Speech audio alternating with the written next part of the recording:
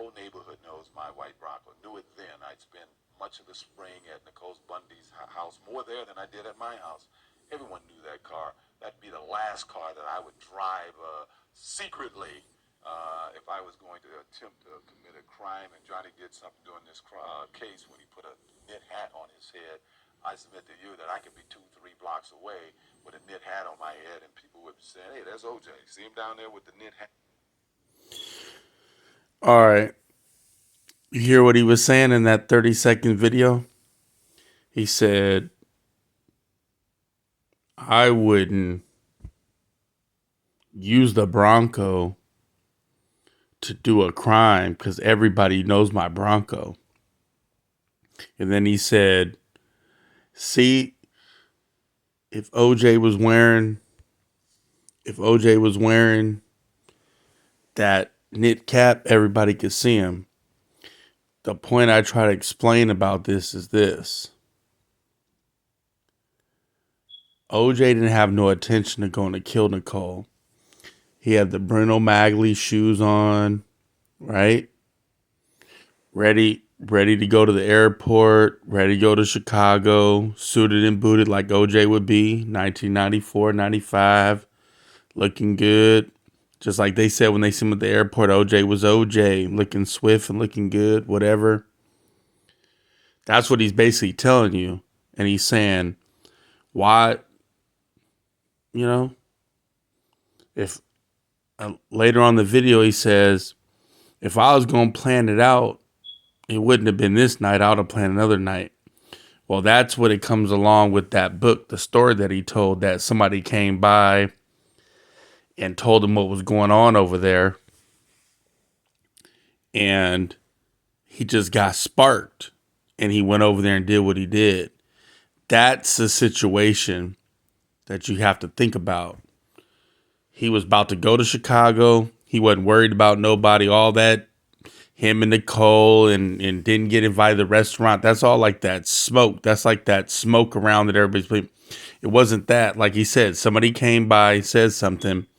He was about to go to Chicago in a limousine. He was doing his thing. The hell? And hold on. Sorry about that. Screen went off. Let me cut it back on. But let me continue. And he just flipped out. It wasn't spontaneous, right? It wasn't spontaneous. It wasn't nothing he planned to do. He said if I was going to plan to do it, I wouldn't have planned it this night. I did another. He's right. He's telling you guys the exact truth. He would not have done it that night, even if he was going to do it or not. It wouldn't have been that night. Something sparked him. That's why he had Brownie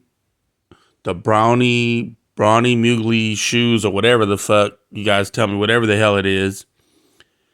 He was suited and booted, waiting on the limousine, chipping galls out there. And like he said in the thing, if I did it, somebody came by, named whatever the hell the dude name was, and sparked it up, and he went over there, and things got ugly, whatever way it happened. Whatever way you guys want to view it. But the thing is, it's like, he did not plan it that night. He's exactly right. And he said, I wouldn't have went in the Bronco.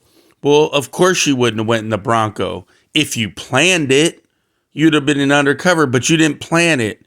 It just happened that night. Something went down. It got crazy quick. They ended up dead, and the shit happened quicker than it could have happened.